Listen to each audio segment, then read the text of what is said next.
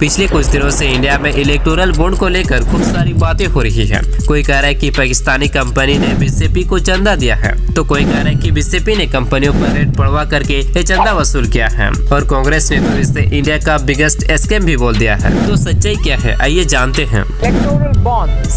After all the delays, all the legal tussles and all the political fights, the data is out. Election Commission of India has uploaded the data of electoral bonds. देखो, जब भी किसी देश में election होता है तो बहुत सारे ब्लैक मनी का यूज होता है इलेक्शन के दौरान। भारत में पार्लियामेंट्री कॉन्स्टिट्यूएंसी यानी कि एमपी और एमएलए के इलेक्शन लड़ने के लिए एक कैंडिडेट 95 लाख और 75 लाख रुपए खर्च कर सकती है, लेकिन पार्लियामेंट्री और कॉन्स्टिट्यूएंसी के इलेक्शन लड़ने के लिए 40 करोड़ से ज्यादा पैसा खर्च कर देते हैं, यानी कि 40 गुना ज्यादा पैसा खर्च कर देते हैं। और इतने सारे पैसे कहाँ से आते हैं? ये सारे पैसे ब्लैक मनी होता है। तो इलेक्शन में ब्लैक मनी को कम करने के लिए बीजेपी ने 2018 में इलेक्टोरल बॉन्ड को लाया था। बीजेपी का कहना था कि इससे इलेक्शन में ब्लैक मनी का कम यूज होगा। इलेक्टोरल बॉन्ड के लिए अरुण जेटली ने फाइनेंस बिल 2017-18 पास किया था, और फिर एक सिस्टम बनाया गया था कि अगर कोई कंपनी या इंडिविजुअल अपना व्हाइट टैक्स पैसा किसी पॉलिटिकल पार्टी को डोनेट करना चाहता है तो वो एसबीआई के पास जाकर इलेक्टोरल बॉन्ड खरीद कर वो पॉलिटिकल पार्टी को देगा, और वो पॉलिटिकल पार्टी इलेक्टोरल बॉन्ड को रिडीम करवा लेगी।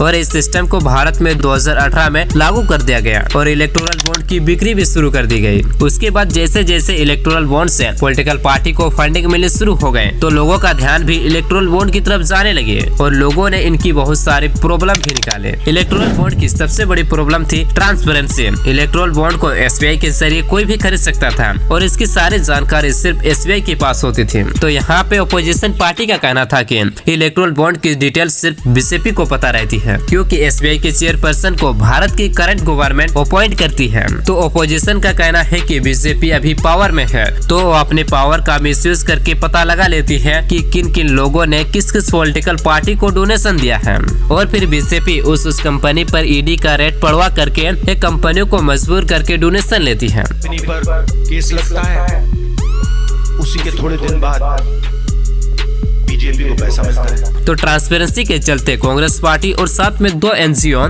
सुप्रीम कोर्ट गए और इलेक्टोरल बॉन्ड की डिटेल को पब्लिक करने की अपील रखी। तो 15 फरवरी 2024 में सुप्रीम कोर्ट ऑफ इंडिया में इलेक्टोरल बॉन्ड की सुनवाई हुई, और सुप्रीम कोर्ट ने इलेक्टोरल बॉन्ड को अनकॉन्स्टिट्यूशनल करार कर दिया। सुप्रीम कोर्ट ने कहा कि भारत के लोगों को पता होना चाहिए कि किन किन लोगों ने या फिर कंपनी ने किस किस पॉलिटिकल पार्टी को चंदा दे रही है। फिर उसके बाद एसबीआई को कहा गया कि वो अपने सारे इलेक्टोरल बॉन्ड के डाटा को 6 मार्च तक इलेक्शन कमीशन ऑफ इंडिया को दे दे। तो एसबीआई ने कहा कि हमें सारा डिटेल देने में 3 महीना का समय लगेगा, और एसबीआई ने 30 जून तक का समय मांगा। सुप्रीम कोर्ट ने एसबीआई की अपील को रिजेक्ट कर दिया और 12 मार्च तक का समय दिया एसबीआई को अपना सारा data election commission of India को सौंप देने के लिए। और फिर एसबीआई ने 12 मार्च तक इलेक्शन कमीशन को अपना सारा डाटा सौंप दिया, और इलेक्शन कमीशन ने 14 मार्च की रात को इलेक्टोरल बॉन्ड से रिलेटेड डाटा को 2 पार्ट में पब्लिक कर दिया। पहले पार्ट में 337 पेज पब्लिक किए गए, जिसमें बताया गया कि किन किन लोगों ने किस किस डेट में इलेक्टोरल बॉन्ड खरीदा है, और सेकेंड पार्ट में 426 पेज पब्लिक किए गए, जिसमें बताया गया कि किस किस पॉलिटिकल पार्टी को किस किस डेट में चंदा मिला। पर डाटा में ये नहीं बताया गया था कि किस कंपनी ने या फिर किन लोगों ने किस पॉलिटिकल पार्टी को चंदा दिया है।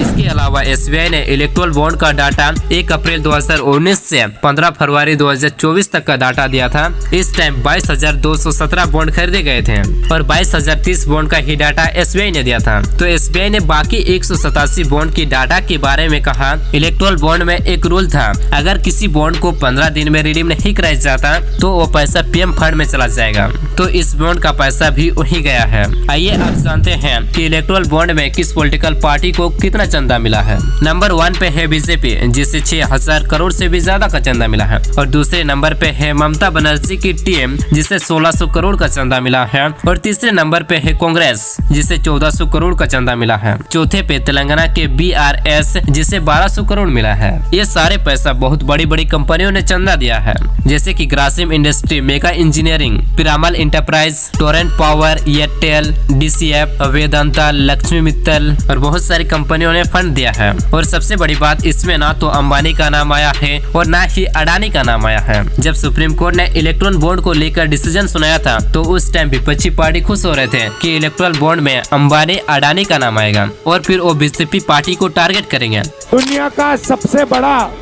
एक्सटॉर्शन रैकेट हिंदुस्तान की सरकार चला रही है। हजारों करोड़ रुपए नरेंद्र मोदी की पार्टी को बॉन्ड्स में दिए गए, पर एक्चुअल में ना ही अडानी का नाम आया और ना ही अंबानी का। उसके बाद कांग्रेस सपोर्टर और विपक्षी पार्टी जब इलेक्ट्रल बॉन्ड आया तो सोशल मीडिया में फेक न्यूज फैला दिया गया। बीजेपी ने Pakistan based hub power company से चंदा लिया है, जबकि उस टाइम किसी को कुछ पता नहीं था कि किस पार्टी ने किसे चंदा दिया है, पर फेक न्यूज तेजी से फैलने लगी थी। तो उस केस में हब पावर कंपनी ने खुद बताया और साथ में अपनी रजिस्ट्रेशन डेट भी दिखाई। वहीं दूसरी तरफ पाकिस्तान बेस्ड जो हब पावर कंपनी है उसने कहा कि उन्होंने कोई भी डोनेशन नहीं दी है। नाम सेम होने से कांग्रेस सपोर्टर ने फेक न्यूज फैलाने लगे और विपक्ष पार्टी ये भी कहने लगे कि बीजेपी ने कंपनियों पर ईडी और आईटी रेट बढ़वा करके मजबूरन चंदा वसूला है। तो अब 30 कंपनियां हैं जिन्होंने पॉलिटिकल पार्टी को चंदा दिया है और उसमें से 14 कंपनियों पर ईडी और एसबीआई ने रेड की थी। फ्यूचर गेमिंग पे 2022 में ईडी ने मनी लॉन्ड्रिंग के केस में रेड की थी और कैवेंचर फूड पे 2021 में ईडी ने रेड की थी और ऐसे ही बाकी कंपनियों की लिस्ट बनाई गई थी। बीजेपी को चंदा ज्यादा मिला था, इसीलिए विपक्षी पार्टी बीजेपी को ही टारगेट कर रही थी। तो उसमें अगले दिन सुप्रीम कोर्ट ने एसबीआई को फटकार लगाते हुए कहा कि पूरा डाटा पब्लिक नहीं किया गया है कि किन किन लोगों ने किस किस पॉलिटिकल पार्टी को फंड दिया, इसके बारे में तो बताया ही नहीं गया है। इलेक्टोरल बॉन्ड में एक यूनिक आइडेंटिफिकेशन नंबर होती है जिससे पता चलता है कि किस इंसान ने या किस कंपनी ने किस पार्टी को चंदा दिया है। वो डाटा तो एसबीआई ने इलेक्शन कमीशन को दिया ही नहीं था। सुप्रीम कोर्ट ने 21 मार्च तक का समय दिया कि एसबीआई को पूरा डाटा पब्लिक करने के लिए। एसबीआई ने 21 मार्च को इलेक्शन कमीशन को पूरा डाटा दे दिया। उसके बाद जब डाटा मिल गया तो पूरा प्रोपागेंडा फेल हो गया, क्योंकि जिन कंपनियों पर रेड पड़ी थी उन कंपनियों ने बीजेपी को सबसे कम चंदा दिया था। जैसे कि फ्यूचर गेमिंग पर 2022 में रेड पड़ी थी और इस कंपनी ने टोटल 1368 करोड़ का चंदा दिया है।